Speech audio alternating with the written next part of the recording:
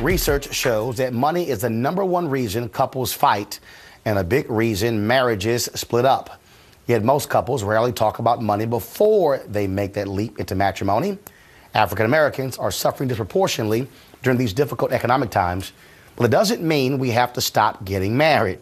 With the wedding season approaching, it's a good time to assess your financial compatibility as a couple. And we're doing that with Washington Post personal finance columnist and author of Your Money and Your Man, Michelle Singletary, as well as private equity investor Fred Scott. Folks, welcome to Washington Watch. Thank you. Thank you for having me. All right, so look, I grew up with my grandmother's catering business. And so, we didn't mind folks who spend money on weddings. My brother now runs our family catering business, so he doesn't mind as well. Right. But it is stunning to me when I see the amount of money folks will spend on weddings, even wedding dresses. And I'm going, you do realize there's something the day after, and it's a thing called marriage. That's right. That's right. I mean, the average people spend across the board about $30,000 now. $30,000, and a bulk of that obviously is the reception and dress. And I think it's crazy, especially if you have debt. If any one of them have any kind of debt, you should be at your mama's house with the red Kool-Aid and a cake from the local grocery store. And I'm totally serious about that. It's one day, it's one party, and to start your life off having sunk that much money into something that is ridiculous is just beyond me. Absolutely, I agree. It comes into a situation where a lot of people that are getting married right out of college. They've already got student debt. A lot of them. They've already acquired student debt, and now you're saying that you're graduating to an entry-level position where you may only be making, let's say, $45,000 a year, and you're going to spend $30,000 that you haven't even made yet on a wedding, which means that you've acquired more debt. This is bad debt because now you're going to be paying, by the time you get done paying off that debt for this wedding, you've probably paid $45,000, $50,000, maybe even upwards to $60,000, depending on the interest rate and how well you made your payments. Here's a question, though. How do you have the discussion? Maybe, look, I know you always wanted that dream wedding, or I know it's about impressing friends and family, but this isn't logical for us to do. Right. Well, first of all, that's not the time to have that conversation. You should have been having that conversation as you raise that child. You have to manage your children's expectation, which is what I do. So I've managed my children's expectation, not just for marriage, but for college and for everything, car. This is what we can afford. And I'm a cash basis kind of person. So if you're putting on debt for a wedding, you're crazy, period. So say you haven't had that conversation. When you get to it, you just be blunt. I don't have the money. And you need to go to the courthouse. I got a nice backyard. I mean, you have to have some authority in your house. And I always tell parents, and I hope I can say this and don't offend anybody, but you got to stop being punks. I'm just saying. Tell your child, I don't have this money.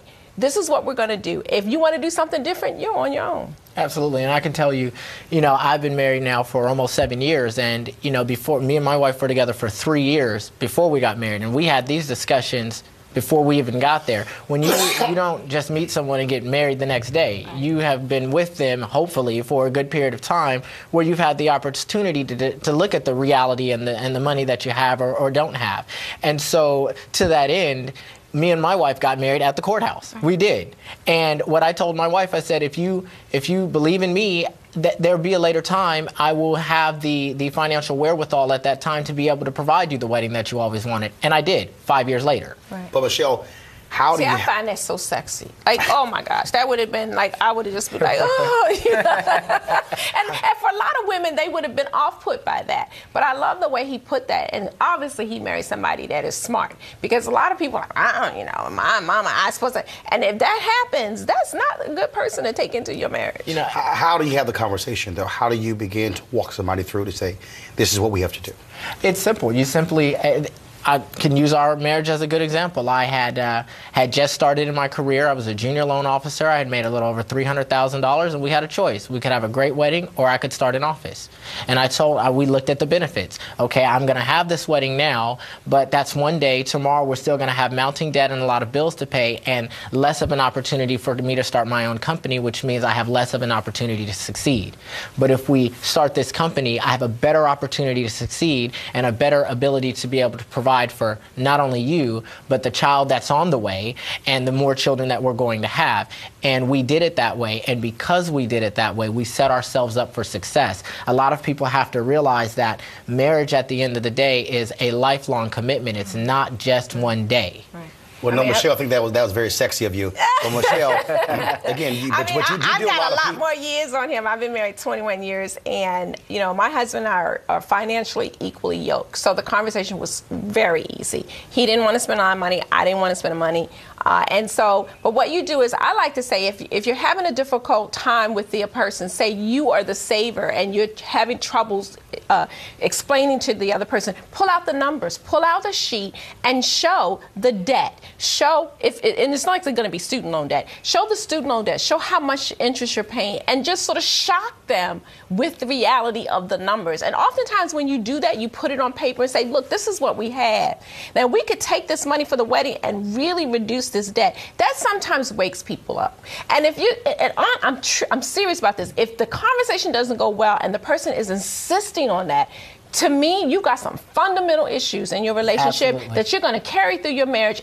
I would think second about marrying that person. I absolutely agree 100%. It's great, because I was going to say the same thing. If you can't have a constructive, honest, open discussion about the real financial picture of your current situation, that's a marriage that's headed for disaster. Because I've always told people, when poverty comes into the front door, love goes out of the back window. And an easy way, you're marrying into poverty. That's basically what you're doing when you don't make enough money and you're financing a wedding. Who finances a wedding? Why would you do that? Because when folks say richer for poor, they really ain't thinking about the poor part. Right. Michelle and Fred, we appreciate it. Thanks a bunch. You're welcome. Thanks a lot.